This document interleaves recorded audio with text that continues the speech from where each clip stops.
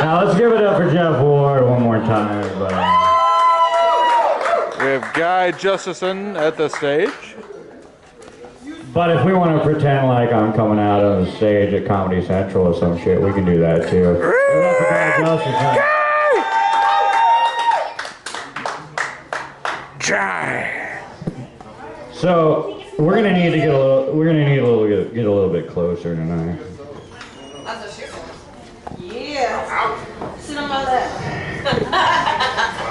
Rachel, was that an invitation? It might have. All right, so you know this whole thing tonight, it was billed as like a family-friendly event. I'm glad I don't see any parents out here with kids. The families are gone. I'm glad they are, because look, like if they were out here, I would say the following. I would say, you know, parents, I'm sorry, and to your children, you're welcome. That's what we told them. I don't even know what that means. All right, so a lot of times when you're doing comedy, you have to be really okay with just being open about things and having no shame. So I'm gonna get this shit out of the way right off the bat. Sometimes I sit down to pee. Thank you for saying that. There ain't nothing wrong with that.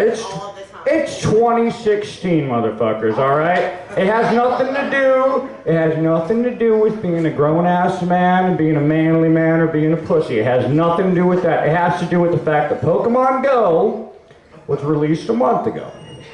And I need to level up my fucking Pidgeys. It's all about efficiency, people. But you know, that's got to make our parents really, really sad at some point. Because look, we weren't born as men. We weren't born with the ability to know that we're expected to pee standing up. That's something that's taught to us when we're being toilet trained. And that's taught to us by our fathers because our mothers are physically incapable of doing that. No, they're not. Well, depending on the videos you like to watch on the internet. It's up for debate anyway. But no, I feel like that's a proud moment for a father. Like if I were to have a son, that would be some Lion King shit, man. Like I would take this kid and I'd say, son, I'd take him up to a rocky outcrop in the savannah. And I'd say, son, anything the light touches, you can piss on. And he'd say, Dad, what about that shadowy place over there? And I'd say, that's your sister. Don't piss on your sister. Your mom got mad enough at me for that. Okay. That went somewhere weird. That's like the worst thing I've ever said. I apologize. All right, we found it. We found it. We can keep going, but I think we got it. Alright, but about the Pokemon Go thing, is anybody still playing that shit? Like raise your hand if you're still playing it. Alright, there's a few people. Most of us don't really give a fuck anymore. I still play it. I still think it's a fun game. And I like the idea that they released something about getting people off their asses and going out and catching Pokemon. But the cool thing about it is this. It's like we're living in a time right now in 2016 where like we honestly get to kind of live through our childhood dreams of becoming a Pokemon master. Like anybody who grew up with that shit, we really did want to go out and we wanted to be the very best like no one ever was. And we wanted to catch them all. And now we get to do that. They still haven't figured out a way to work in my childhood dream, which is of just being a Pokemon straight up. I always felt like that would be a lot more fun, because they're the ones with all the abilities, and they actually get to participate in the fights. Plus, you walk around all day just saying one thing, like that's your thing as a Pokemon. That's all you do.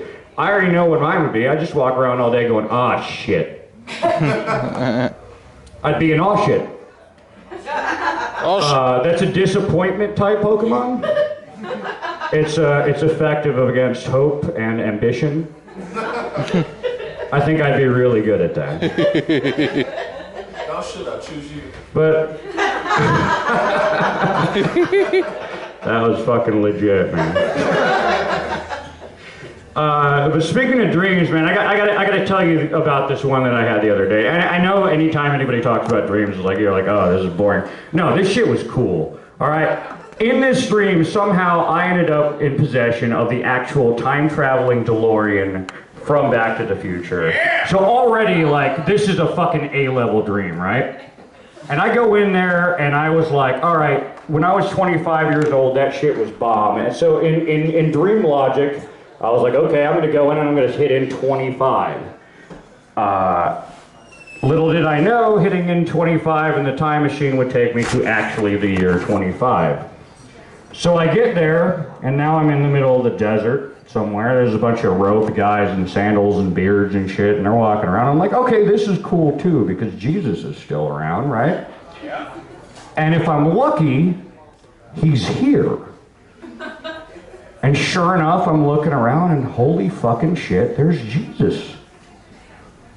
So I'm like, hey, Jesus! And he's like, so dude. And I'm like, Jesus, man, you know, we have this book about you, and it's kind of a big deal. But it kind of skips over that whole period of you being 8 to like 33. You know, and Jesus is just standing there with a goblet in his hands. He's like, yeah, it's probably a good idea. I was like, Jesus, what do you mean? He's like, well, you know, when I was in college and people discovered that I could do this little trick, I was a pretty popular guy. Fair enough, Jesus, fair enough. But, you know, none of it, I mean, in the future, we had no idea you went to college. What did you go to college for? Oh, mass communications. Oh, that makes sense. All right, so my name is indeed Guy. That's a bit of a rough situation in America. You know, we have a few celebrities out there that are named Guy, but normal people aren't really named that. And the only celebrities that are named Guy, 2 of them are British, so the only American one is Guy Fieri. So I have him to look up as a role model. Flavor Town. Yeah, Flavor fucking Town. Did you guys know that he's the only person in history, in the history of the Wall Street Journal, not even the New York Times, the Wall Street Journal, to get a 0-star review at one of his restaurants? That's fucking rough, man. Like, all right, if you're gonna go into a restaurant and you're gonna give whoever works there, you're gonna give them actual American dollars, and they come back with like a plate of bacon wrapped cheese bombs covered in donkey sauce, Flavor Town, and they give you that shit. That's at least worth half a star, right? So the only way I can picture it being worth 0 stars is that it wasn't there. So the reviewer, like, you know, he's in New York. He gets out of a taxi, comes to the address, and it's just some vacant lot. And some dude with like bleached spiky hair comes up and just mugs him. Turns out they're being a little unfair to Guy Fieri. It wasn't him, that was actually the lead singer of Smash Mouth. That's what he does now. Hey now. You guys know this song. Alright, so because this is Bingefest, this is a special occasion. This is a special occasion. Going to binge? I don't usually do this kind of shit. But I'm gonna try to do a little crowd work. I'm new at it. But I think I figured out how other comedians do it, okay? So you, sir, you over there. What do you do? What's your job? I'm an electronic technician. You're an electronic technician? So is your mother. So is your mother, and she's disappointed that you didn't do more with your life with the opportunities that she gave you. You should be furthering the family line and not just repeating in her footsteps, man. I don't think that works. I don't think that's how. Let's try it one more time. Okay, you, madam, what do you do for a living? Yeah. I work at AT&T. You work at AT&T. So does your mother.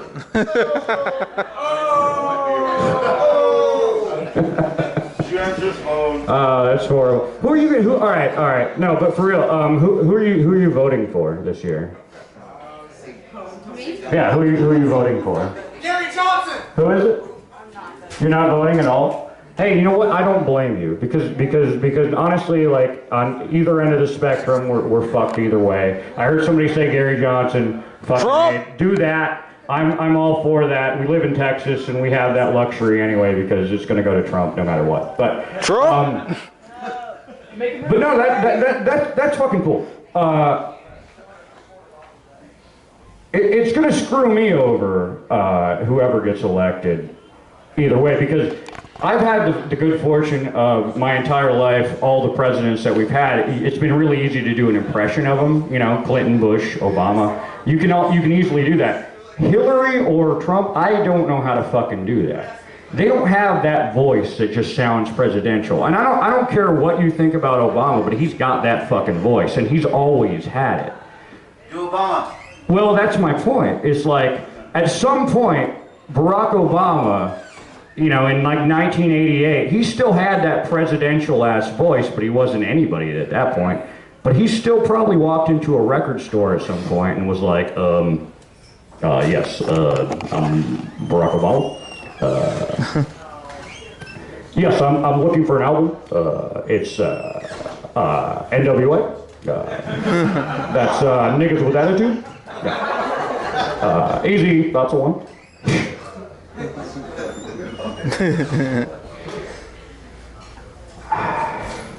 So I'm 30 years old, man. That's a little bit of a weird scenario for me to be in, just in my social life. Half of my friends, you know, I have friends going all the way down to 22 years old. I have some of them going all the way up to 36. So it's like, I get to see both ends of the spectrum of like responsibility. Like one end, you know, they're trying to raise a happy, healthy, successful human being, and then on the other end, they're trying to raise a happy, healthy, successful marijuana plant. You know, but it's weird because, like, when you think about it, there's a lot more similarities between the two than you would think. Like, they're both basically just trying to see what you can get away with before you get in too much trouble. And in both cases, it takes way too much time and effort before you realize that they're going to turn out really shitty. You know, it's like, oh fuck, that's some really bad weed. I wasted a lot of time and money on that. Hey Dad, I came up and got another F. Fuck you, you fucking asshole. Alright, so I'm also a musician. I was up here earlier today and I was playing some music. I got to witness a beautiful moment, by the way, in case you weren't here. It was the birth of a mosh pit. And that's a beautiful thing when it only occurs between two people. because it's the truest romance there is. It's like, okay, you can see there's one guy out there and he's just kind of swaying in the audience, you know, he's getting into it. He's getting real nervous and he's looking around, and he sees that one other guy and he's like, that's the one. I'm gonna make my move. And so he goes over there shyly, tentatively at first, and he does just, you know, just a real quick little. I mean, if you did care for me. No, man. And the dude's like, Right now, if you're running out of time. why are you touching me, man? This one. But then he gets a little more aggressive. He discovers his inner confidence, and he's like, all right, I'm gonna give him a shoulder. Here we go. He gives him the full shoulder, and the dude is all fucking about it. He's like, oh shit, we're doing this now? And now it's a beautiful thing. Now a pit has been born, and they're circling, and they're doing the shit that the hardcore kids do these days. The autism dance. And it's a fucking beautiful moment, but it was still just between the two of them, and they didn't even know each other. And well, actually, I was like, dude, that's fucked up. We play jazz. I'm not sure what you guys are doing here.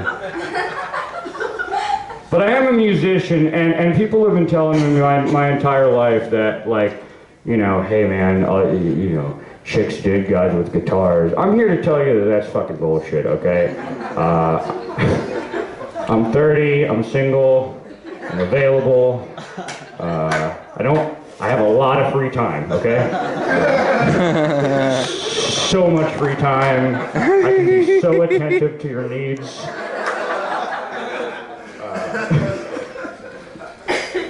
And also, you know, I play guitar, but whatever. And I understand the concept behind it because, like, look, like on paper it should be awesome. Just the act, the physical act of playing guitar makes you look sexy, you know, because it's all happening down here in the rock zone, in the cock zone. There's a reason they rhyme. Stay on board with me, people. Come on.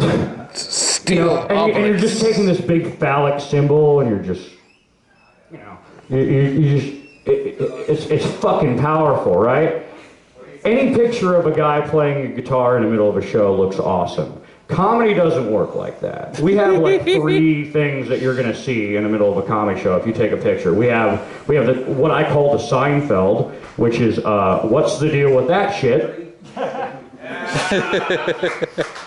We have this guy knows what I'm talking about. And then we have the microphone as a penis. Yeah. And that's pretty much how that works. Sam Kinison. Those are our 3 main things. And it's a bit of a shame because, like, you know, musicians, they have a group of people that want to fuck musicians just because they're musicians. And there's even a term for them. They're called groupies, right? Fuckies. I really wish that there was the equivalent for comedians because I already came up with a perfect name for them. I would call them chuckle fucks. That's my time. Y'all have been great.